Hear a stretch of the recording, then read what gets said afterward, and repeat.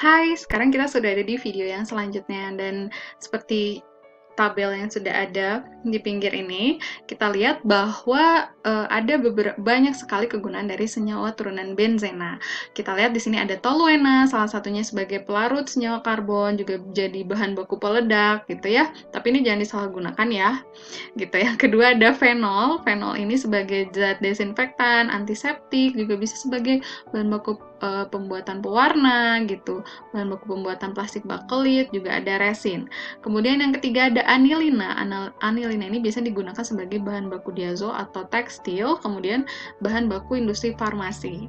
Ada juga nitrobenzena, pelarut sebagai pelarut senyawa karbon gitu ya, bahan baku pembuatan anilina, parfum, sabun gitu dan semir sepatu. Ada juga asam benzena sulfonat, yang ini merupakan bahan baku dari deterjen. Ada juga stirena. Nah, stirena ini adalah bahan baku dari pembuatan plastik atau karet sintetik gitu ya.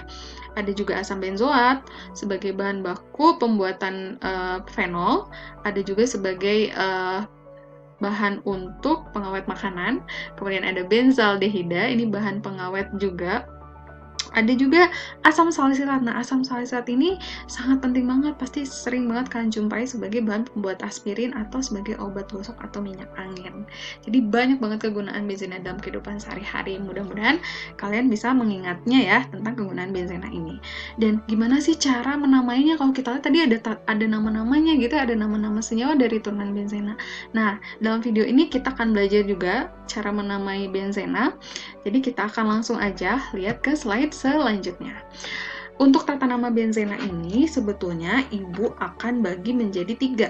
Jadi dalam tata nama benzena ini ada 3 bagian.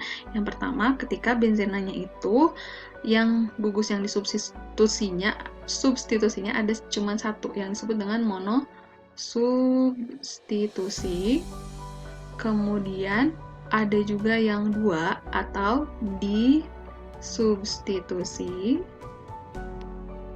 Kemudian satu lagi ada yang lebih dari 2 atau yang kita sebut dengan polisubstitusi. Nah, caranya gimana sih menamainya gitu ya? Substitusi. Nah, menamainya sangat mudah sekali. Namun yang harus kalian ingat adalah beberapa ini. Trivial benzena monosubstitusi ini merupakan cikal bakal atau merupakan hal yang wajib kalian ketahui untuk menamai benzena yang lain yang lebih kompleks gitu ya. Kalau kita lihat di sini ada benzena dengan metil, maka namanya menjadi metil benzena atau kita sebut sebagai toluena gitu ya. Jadi cukup kita hafalkan substituennya apa, kemudian nama benzenanya apa. Kalau OH gini kan berarti alkohol gitu ya. Nah, jadi benzenol gitu ya, atau yang disebut dengan fenol. Ada juga fenolmetanol, kemudian etilen benzena, benzaldehida, kemudian ada asam benzoat gitu ya. Oke. Kemudian ada, kita pindah lagi. Oke. Ada juga benzena amina atau anilina, kemudian ada nitrobenzena ya, gugus nitro, kemudian metoksibenzena. Ya, ini gugus ether, oke. Kemudian ada klorobenzena atau fenilklorida, ada juga satu feniletanon dan asam benzena sulfonat. Jadi minimal kalian hafal ini dulu, benzena yang monosubstitusi untuk bisa menghafal atau bisa menamai benzena yang selanjutnya. Gitu. Nah, ini adalah benzena monosubstitusi. Kemudian ada juga benzena disubstitusi. Nah, benzena disubstitusi ini merupakan benzena yang memiliki 2 substituen alkil. Namun, di sini sebetulnya bisa berupa alkil atau berupa gugus yang lain. Nah, apabila benzena ini mengikat 2 substituen, maka kemungkinan ada 3 isomer. Jadi, bisa dalam 3 posisi, yaitu orto, meta, dan para. Orto itu seperti apa? Jadi orto itu ketika posisi alkilnya atau posisi cabangnya ada di nomor 1 dan di nomor 2. Ini disebut dengan orto. Jadi orto tuh bisa ke 1, 2, boleh ke bawah juga gitu ya. Nah, yang kedua ada posisi meta, di mana posisi meta ini merupakan cabang yang ada di posisi 1 dan 3 gitu ya. Kemudian satu lagi posisi para. Para itu merupakan posisi di mana posisi dari cabangnya merupakan dari 1 dan nomor 4 di C nomor 1 dan nomor 4. Jadi ada orto, meta, dan para untuk benzena disubstitusi. Jadi nanti penamaannya pakai orto, meta, para, atau pakai nomor gitu ya. Tapi biasanya yang umum kita langsung memakai O, M, atau P kecil. Nah, gimana cara menamainya? Ada beberapa cara. Yang pertama, kita harus menentukan dulu nih posisi substituennya. Kalau kita lihat di sini ada satu senyawa. Nah, kenapa namanya bisa para? Kita akan lihat ya. Yang pertama yang harus kalian lakukan dalam penentuan nama benzena yang disubstitusi, kita harus menentukan posisi substituennya dulu. Jadi kalau posisi 1 sama 2, tadi orto, 1 sama 3 meta, 1 sama 4 para. Yang kedua, menentukan nama substituen yang lainnya dan urutan dalam bentuk alfabet.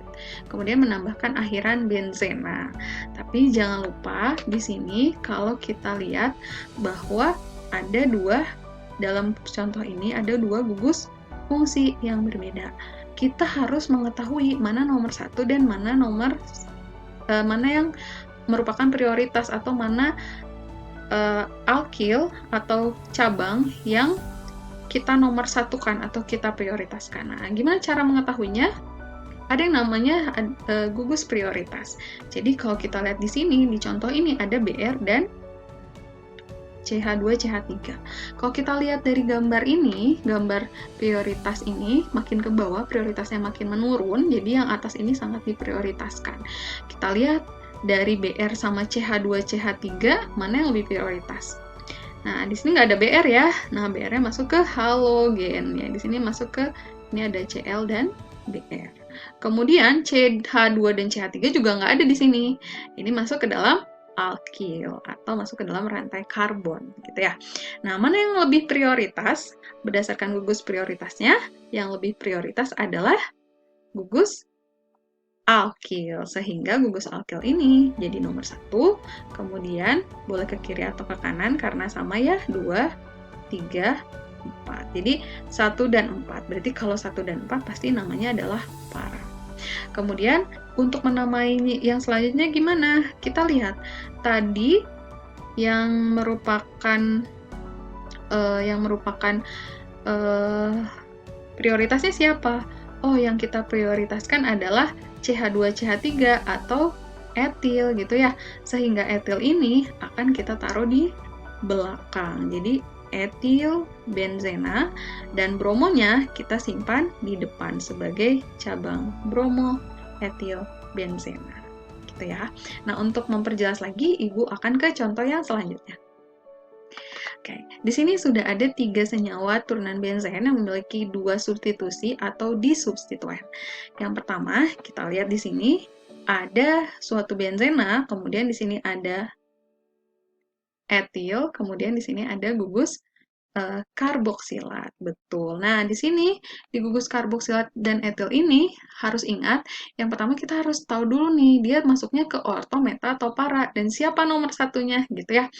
Untuk mengetahui nomor satunya, kita lihat lagi dari tabel gugus prioritas. Di situ ada COOH dan C2H5. Kalau kita lihat di dalam tabel ini, maka karboksil, kemudian satu lagi R, maka yang paling prioritas itu adalah karboksil. Sehingga benzena ini nanti akan, karboksil ini akan kita simpan sebagai nama dari benzenanya gitu ya. Dan ini merupakan alkilnya atau cabangnya. Kita lihat lagi, kita nomori karena tadi COH merupakan gugus yang lebih prioritas, maka di sini kita nomori 1, 2, 3, 4. Berarti kalau kita lihat di sini adalah 1, 3. Ingat kalau 1, 3 adalah meta gitu ya. Jadi namanya meta. Kemudian yang kita tulis bukan karboksilnya dulu, tapi alkilnya yang tidak prioritas, yaitu etil. Jadi kita tulis meta etil.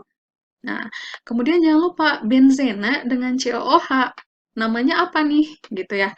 Kalau kita lihat dari slide yang sebelumnya, kita bisa lihat bahwa, nah ini dia, ada benzena dengan COOH, ini namanya asam benzoat. Sehingga kalau kita balik lagi ke contoh soal yang tadi, maka ini adalah asam benzoat.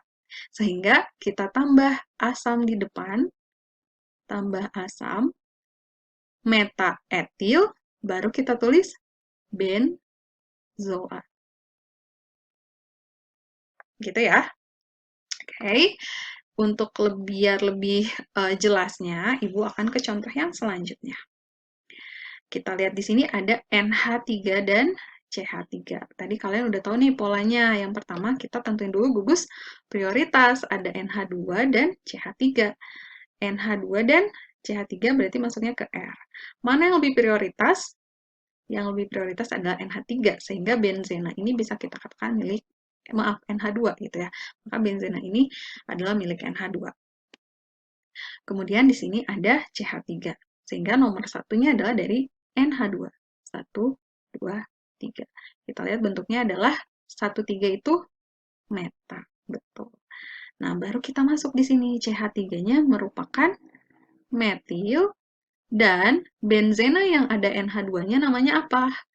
Kita balik lagi gitu ya. Kalau kalian nggak ingat, nanti kalian juga ingat sendiri ya. Nah, di sini dengan benzena yang ada NH2-nya. Berarti adalah ini gitu ya. Nah, namanya adalah anilina atau boleh kalian tulis benzaamina, boleh juga anilina. Sehingga bisa kita tulis di sini namanya adalah metametil anilina. Gitu ya.